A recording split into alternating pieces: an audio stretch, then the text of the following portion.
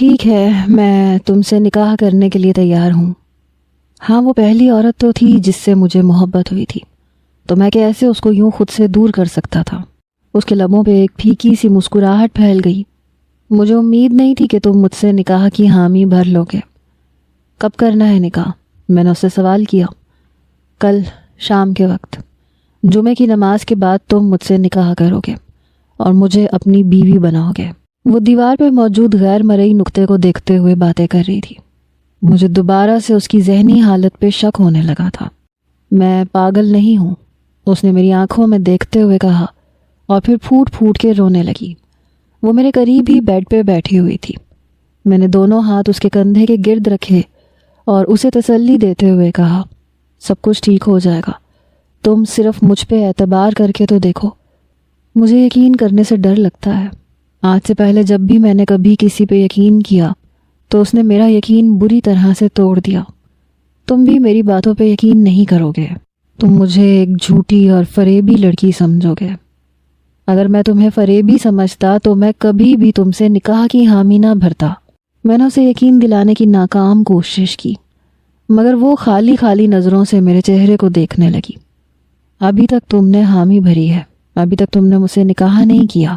جب نکاح کرو گے تو اس وقت میں تم پہ یقین کر لوں گی۔ یہ کہہ کے وہ وہاں پہ بیٹھی نہیں تھی۔ میں اس وقت اس کی پشت کو گھورتا رہا جب تک کہ وہ نظروں سے اوجھل نہیں ہو گئی۔ میں نے اپنا سر دونوں ہاتھوں میں گرا دیا اور زور زور سے اپنے بال کھینچنے لگا۔ میں اس لڑکی کو جتنا سمجھنے کی کوشش کرتا تھا وہ مجھے اتنا ہی الجھاتی چلی جاتی تھی۔ اور پھر اگلی شام میں نے اس سے نکاح کر لیا۔ دادی جان سے میں نے بات کر کے اسے اپنی زندگی میں شامل کر لیا۔ دادی جان کو کوئی مسئلہ نہیں تھا، انہیں مشال بہت اچھی لگتی تھی۔ وہ اسے اپنی بیٹیوں کی طرح ہی ٹریٹ کرتی تھی۔ وہ تو خوش ہو رہی تھی کہ چلو میرا گھر بس گیا، لیکن حقیقت کیا تھی یہ کوئی بھی نہیں جانتا تھا۔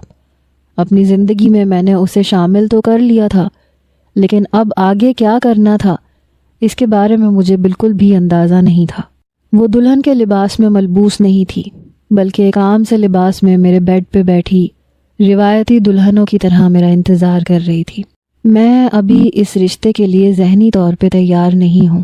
مجھے ازدواجی تعلق قائم کرنے کے لیے تھوڑا سا وقت چاہیے ہوگا۔ میرے لبوں پہ ایک پھیکی سی مسکراہٹ پھیل گئی۔ نہ جانے کیوں مجھے پہلے سے ہی آئیڈیا تھا کہ وہ یہی بہانہ بنائے گی۔ میں نے اس سے کہا، ٹھیک ہے، تمہیں ان 3 ہفتوں میں 20 دن ملیں گے، کیونکہ 21ویں دن میں تم سے سوال نہیں کروں گا۔ 10 دن تو گزر چکے ہیں، اس نے میری بات کاٹتے ہوئے مسکراتے ہوئے کہا۔ تو میں صوفے کے ساتھ ٹیک لگا کے بیٹھ گیا۔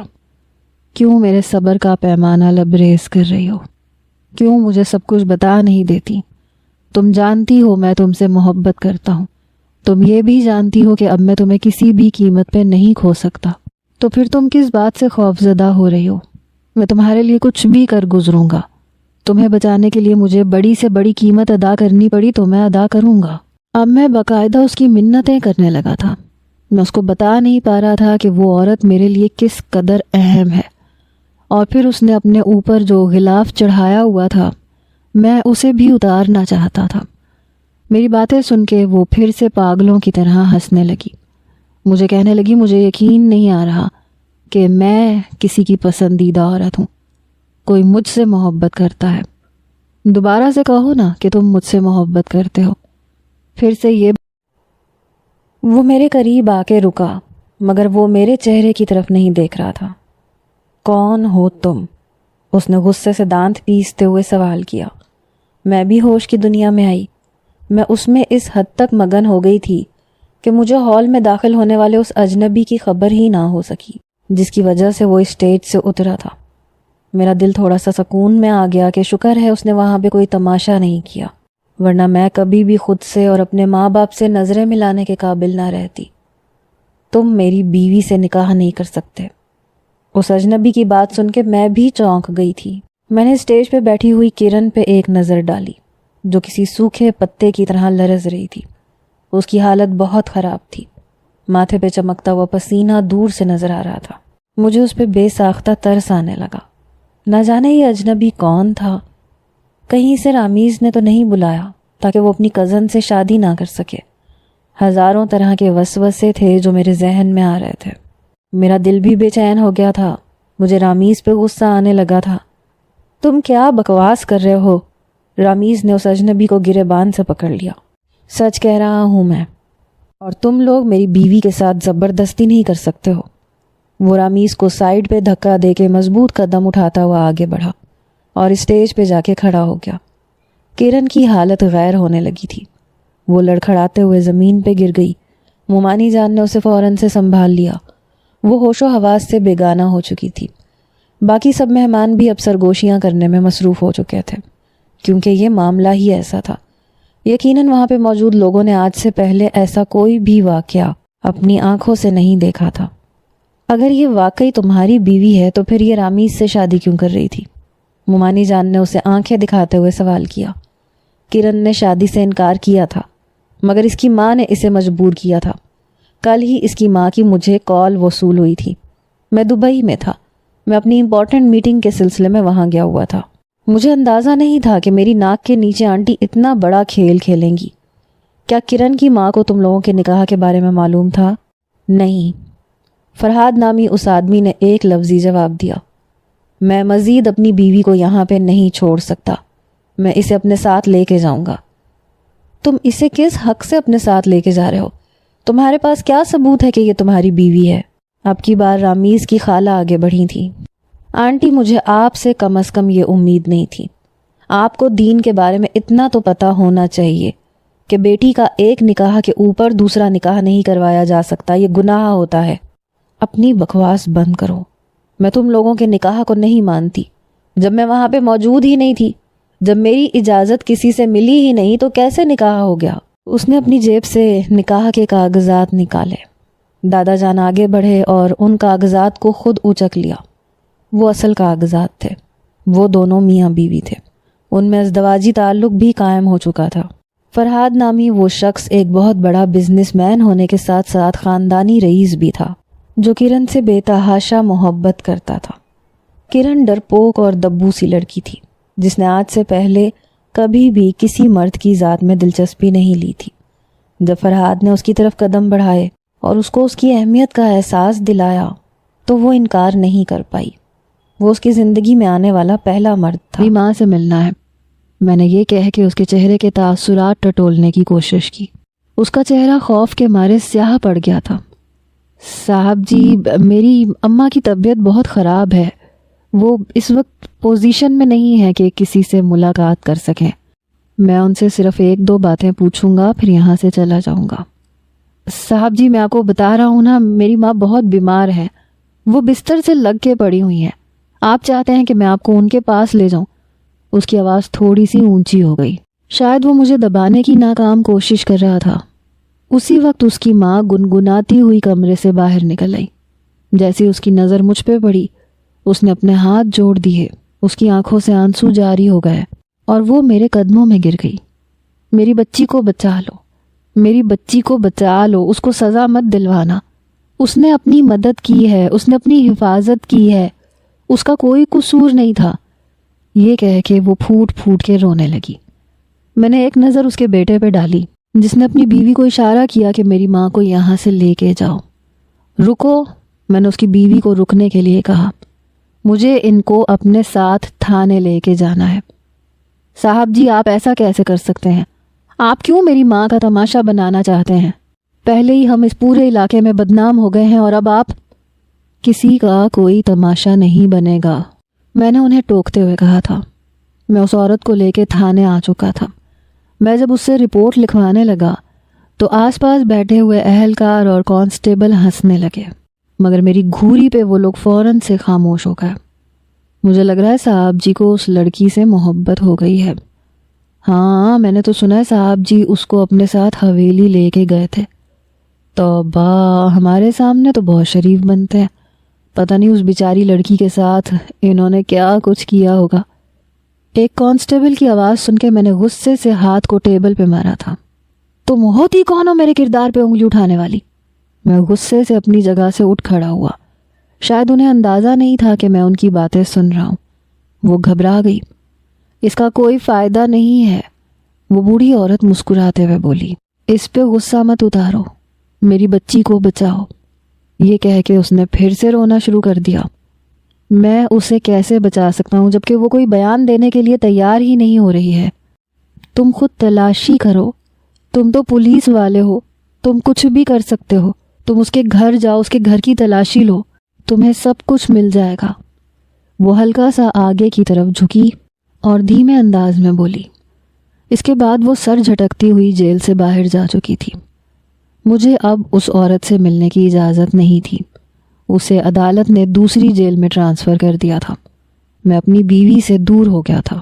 مجھے رہ رہ کے خود ہی پہ غصہ آ رہا تھا۔ ہر چیز مجھے زہر لگ رہی تھی۔ پھر اس رات میں اس کے گھر پہ گیا۔ میں نے ہر چیز کی تلاشی لے لی تھی، لیکن مجھے کوئی بھی قابل ذکر چیز نہیں مل رہی تھی۔ تھک ہار کے میں وہیں زمین پہ بیٹھ گیا جب اچانک میری نظر ایک بکسے پہ پڑی، جو کہ بہت بڑا اور پرانا بکسا معلوم ہو رہا تھا۔ وہ اس کی ماں کے بیڈ کے نیچے پڑا ہوا تھا۔ اس پہ دھول جمی ہوئی تھی۔ یوں لگ رہا تھا جیسے اسے کئی سالوں سے کھولا ہی نہ گیا ہو۔ جیسے ہی میں نے وہ بکسا کھولا تو مجھے بہت سی تصویریں ملیں۔ ان میں سے بہت سی تصویریں ایک چھوٹی سی بچی کی تھیں جس کی حالت بہت خراب تھی۔ اس کا چہرہ تو صاف تھا مگر اس کے وجود پہ زخموں کے نشانات تھے۔ وہ حد سے زیادہ کمزور تھی۔ کچھ تصویروں میں وہ گنجی تھی اور کچھ تصویروں میں اس کے بال تھے۔ وہ اس کی بچپن سے لے کے جوانی تک کی تصویریں تھیں، لیکن جیسے جیسے میرے قدموں سے زمین نکلتی چلی گئی، کیونکہ جب وہ لڑکی جوان ہوئی تو وہ بالکل اسی لڑکی کی طرح تھی جو جیل میں موجود تھی، یعنی جو میری بیوی تھی۔ میرا دماغ گول گول گھوم رہا تھا۔ یا اللہ، یہ کیا ہو رہا ہے؟ یہ لڑکی کون ہے اور پھر مشال کون ہے؟ میں نے وہ ساری تصویریں اٹھا لیں۔ اس کے علاوہ وہاں پہ رپورٹس بھی موجود تھیں، جس میں سے کچھ کینسر کی رپورٹس تھیں اور کچھ معذوری کے حوالے سے رپورٹس تھیں، اور ہر رپورٹ کے اوپر مشال کا نام لکھا ہوا تھا۔ یہ ممکن نہیں ہو سکتا۔ میں نے بے ساختہ نفی میں سر ہلایا۔ ایک بچہ جو بچپن میں معذور ہو وہ جوانی میں کیسے ٹھیک ہو سکتا ہے؟ اور پھر اس کے جسم پہ موجود زخموں کے نشانات، دراصل وہ زخم ایسی جگہ پہ تھے جو کسی عام انسان کو نظر نہیں آتے تھے۔ وہ کپڑوں میں چھپ جاتے تھے، جبکہ اس کے جسم کا جو حصہ ظاہر ہوتا تھا وہ بالکل نارمل تھا، اور وہاں پہ کسی قسم کا کوئی نشان نہیں تھا۔ صاف ظاہر ہو رہا تھا کہ اس لڑکی پہ تشدد ہوا ہے، لیکن یہ تشدد کس نے کیا تھا؟ اس بکسے میں راڈ اور دوسرے ہتھیار بھی موجود تھے جس سے انسان کو تکلیف پہنچائی جا سکتی تھی۔ میں نے وہ ساری رپورٹس بہت ہی اچھی طرح سے چیک کی تھیں۔